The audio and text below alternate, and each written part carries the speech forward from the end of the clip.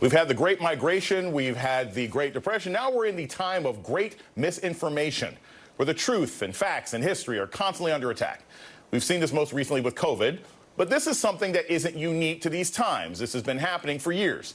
Let's take a look at Alabama, where earlier this year, state legislators passed a bill banning critical race theory from being taught in the state, one that has a rich history for African Americans.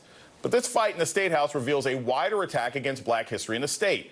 A new report from the Washington Post shows us that museums attempting to continue to tell the story of black Americans in the civil rights movement in Alabama are struggling to stay afloat through grants, while Confederate Memorial Park, which tells the, quote, impartial history of the Confederate soldiers, gets a stream of revenue that's codified in the state's constitution. From the Washington Post reporting, in 2020 alone, the park received $670,000 in taxpayer dollars. That's about $22 per visitor and more than 5 times the $4 admission price for adults.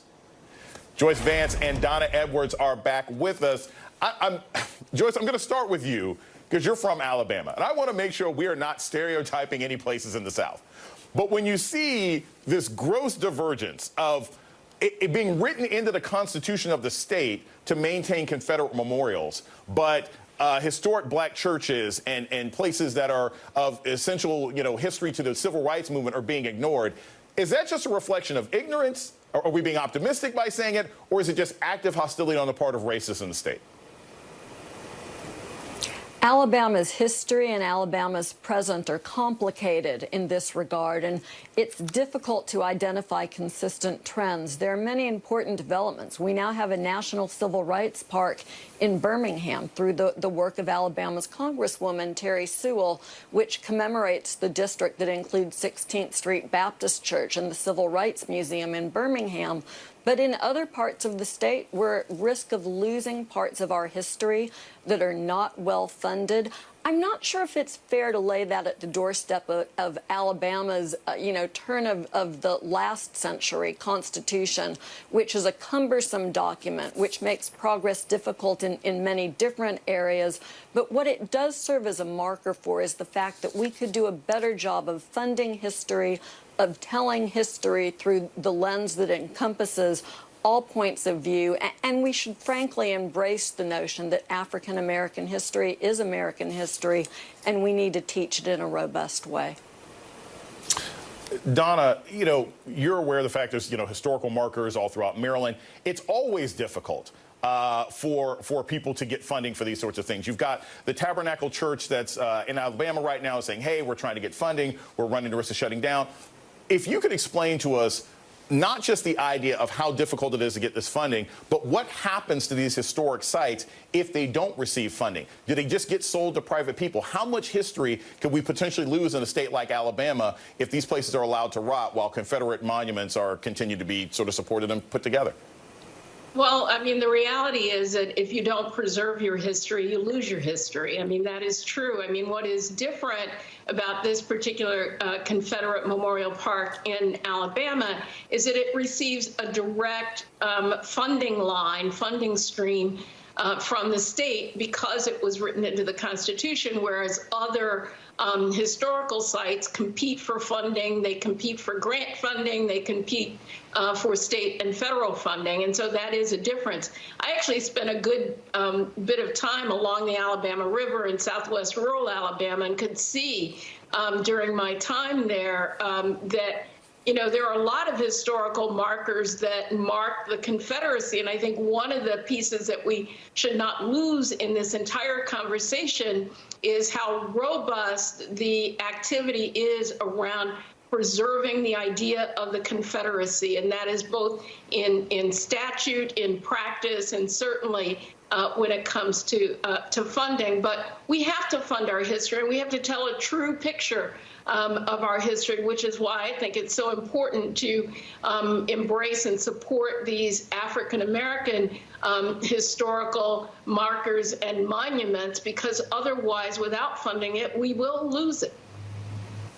And I think this is important to remember. We're not just talking about the past, we're talking about the present. I want to show this video of a recent attack on a George Floyd memorial, and I'm going to take this to Joyce when we come back. So what we're seeing right here is, this is a recent George Floyd memorial, and you got a guy who runs out there and just defaces it. Just to face it, this memorial is relatively new. And I think what's important, I want the audience to really understand, is that it's not just an issue of memorials to African Americans and African American history are often fighting for funding. They sometimes need more funding because they are consistently attacked and defaced by bigots and white nationalists and racists. We know famously that, the memorial for where Emmett Till was killed is consistently shot. That teenagers and college kids and grown men shoot at the memorial every single year and take pictures and post it on Facebook. So, Joyce, is there an argument that can be made that not only do these black sites need to be preserved, but they actually need more money because they're under assault in ways that memorials to Confederacy and white nationalism are not? So I think it's important to preserve that history, and we need to do what it takes to get it done. But all too often, that becomes the responsibility of the federal government, and that's where much of the preservation comes from. Jason, you point out correctly that the situation with the park in Alabama is unique, where it has dedicated state funding. That typically does not exist for these sites, and certainly not in that measure. And so one possibility here would be to develop consensus among groups of citizens who demand that our history be preserved through state funding. Typically in Alabama, where we have memorials, it's either a federal preserve, or in Montgomery, Alabama, where many people have visited Brian Stevenson, the head of the Equal Justice Initiative's memorial to people who were lynched during the civil rights era. These are moving and important ways of learning about our history. They are not one-sided. They present history through a lens that approaches the black experience and helps people who haven't lived it try to understand it better. But they are at the same time very objective observations of history. They are important.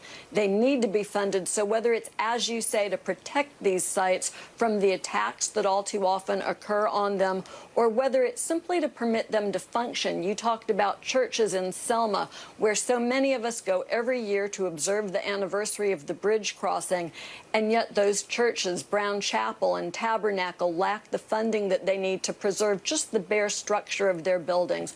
If we lose that history, we lose ourselves, and we simply can't let that happen. For much of American history, the South operated as an apartheid state for black people. No matter how many people today try to destroy that, it doesn't change the fact that it happened. Joyce Vance and Donna Edwards, thank you both for spending some time with us today.